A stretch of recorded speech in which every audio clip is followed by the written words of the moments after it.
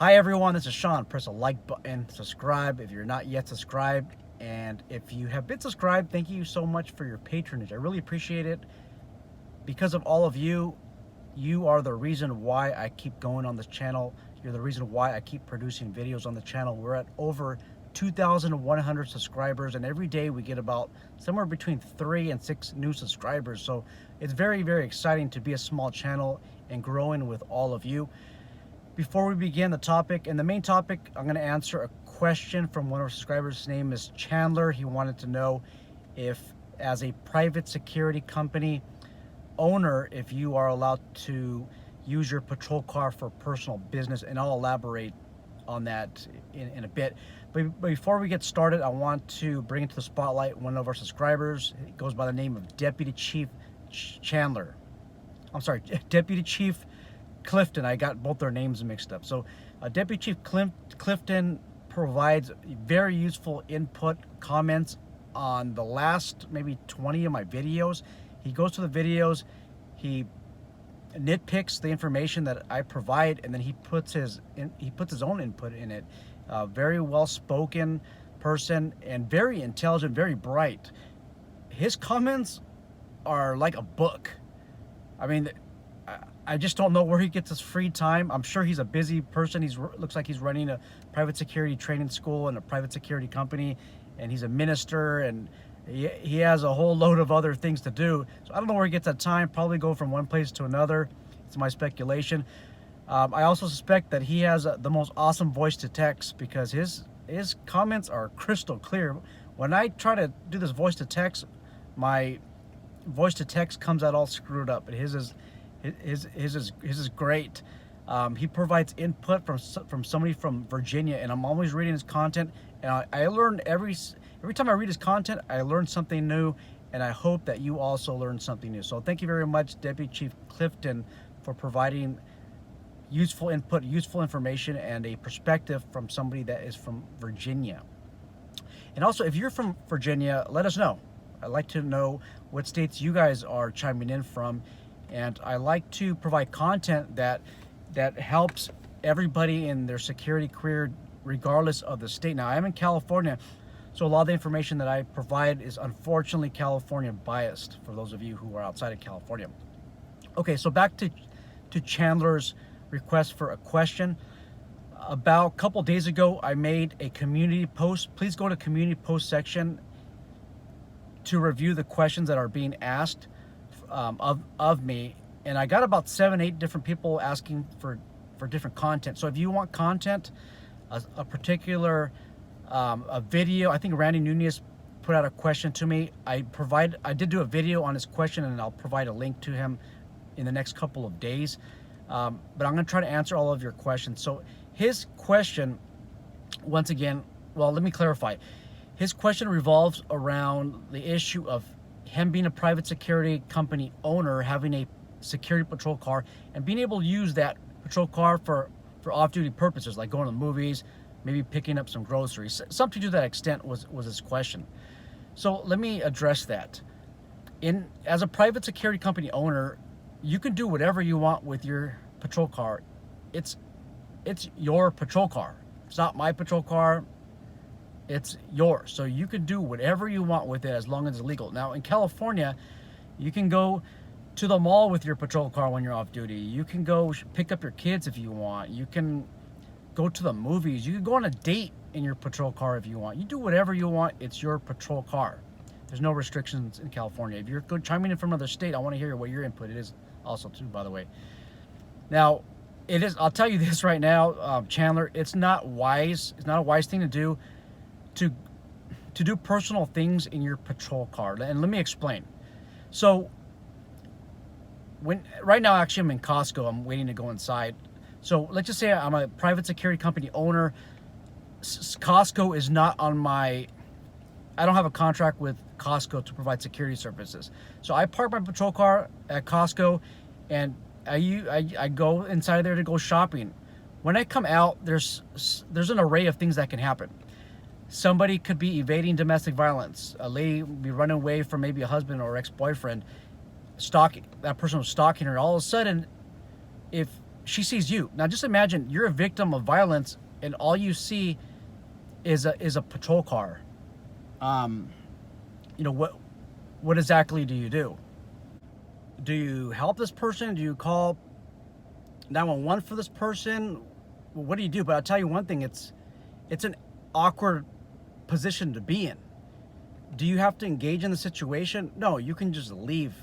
However, our human nature sometimes wants us to be helpful to others. I'm not suggesting what you do, but now I'm saying that even if you're picking up your phone to call 911, you're attracting attention. So this offender, this stalker, this aggressor sees that this person is contacting you, security, and this person might believe that you're the security for the Costco parking lot. And what could happen from there, you guys? We know things can go south. This person could have a gun, weapon, or this person could confront you, and you don't know whether they have some type of weapon. You're just putting yourself in an awkward predicament and very dangerous predicament as well. When you're off duty, you normally don't have your body armor on, your duty belt, where you have different use of force options. You probably don't. And if you're in California, most Californians don't have a concealed weapon permit. So you're in a patrol car and you're plain clothes and you're walking out of Costco, you're walking into Costco. You get, they see you walking towards your patrol car. Well, you're an easy target, you guys. And let's just say you do carry a firearm with you. You have a concealed weapon permit. You're near your patrol car. They think you're security, maybe not. Somebody approaches you and they're aggressive. You don't have much de-escalation. I mean, you have the sword of your words to use, right?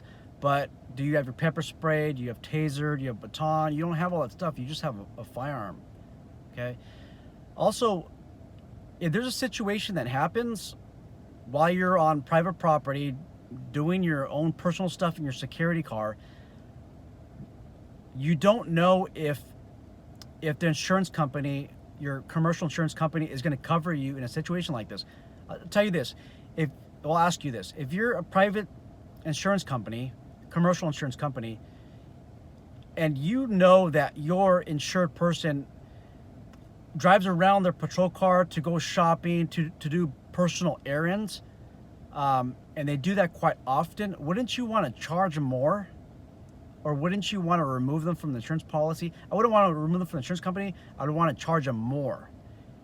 So I would probably write in the exclusion list that you're not covered unless you're on client property or you're going to or from a client property, somebody that's on a contract. That's the only way that I would cover you if I was an insurance company. So what ends up happening is you're going to end up being personal liable. Your assets are at stake. There's no insurance company that's going to cover you. Maybe if you own a house, maybe your homeowner's insurance company might cover you, but they're going to argue that you're engaged in a business. Therefore, they are not going to cover you because you didn't pay that additional business premium. That's also that possibility. And then your commercial insurance company is going to argue, well, wait a minute, you're off duty. You're going to have to hire an attorney to force your insurance company to represent you. It's a mess, and I just don't think it's worth it. Let me ask you this. What benefit do you get from bringing your private security patrol car to these different properties where you're doing personal business? What benefit do you get? Well, I can think that the benefit that you get is you get to use that that security patrol vehicle serves as dual purpose. It serves as a personal purpose and a business purposes. I mean, you're getting two benefits from one. I mean, technically, you're supposed to only write off the business portion of your security patrol car and not personal. Now, I don't want to thread into an IRS issue, an accounting issue, because I'm not accountant. This is not professional advice. This is not legal advice. But I'm just saying that you're going to run into a lot of issues here. I just don't see where it's beneficial. I mean, other than, okay, the tax write-off, you use it for dual purposes. I mean, technically, remember, you're not supposed to write off personal purposes from vehicles. Do people do it? Yeah, they do it all the time. Am I saying it's okay? I'm not going to pass judgment. I'm not a judge. All right. Now I'm thinking out loud here. What other benefit do you get? Free advertising. If you have a 1-800 number or an 888 number, you get free mobile advertising. That's what you get out of it. But I just don't think it's worth it. Imagine going to Chicago, Los Angeles, Detroit, some of these dangerous areas, Philadelphia, these areas that are dangerous for law enforcement. And it's dangerous for law enforcement, dangerous for private security. You're doing your off-duty errands. You're an easy target, you guys. If I'm a bad guy and I need a gun, I know that the majority of private security officers are not well trained. They don't go to any courses that are outside of what is required of them. And I'm generalizing. A lot of people on this channel are the 1%ers. They're the ones that do training on their own. Well, I want to believe so, right? I have great dialogue with a lot of you guys. But you're an easy target if you're armed. If you're armed security, you're an easy target. You're off property. They see that you're doing off-duty stuff. I just don't think it's worth it, you guys. And a lot of times these private security patrol vehicles, there's weapons inside of there. You're gonna have somebody stealing your weapons, even stealing your patrol car. Just imagine somebody stealing your patrol car so that they could commit an armed robbery. I mean, what better plan is this?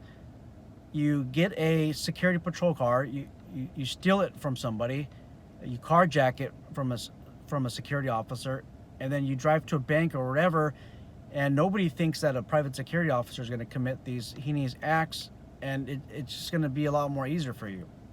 Anyhow, let me know what you guys' thoughts are on this. Let's give Chandler some feedback. I think I answered his question. Yes, if you are in California, you are able to use your patrol car for personal purposes, as he described. I don't think it's a good idea. I think it's a horrible idea. If you find some information that says that you cannot use it for personal purposes, a private security patrol car in California, I'd like to hear what your input is from your state. What state are you in? What state regulations would dictate his conduct? Thank you very much, everyone, and I'm looking forward to dialogue. Take care.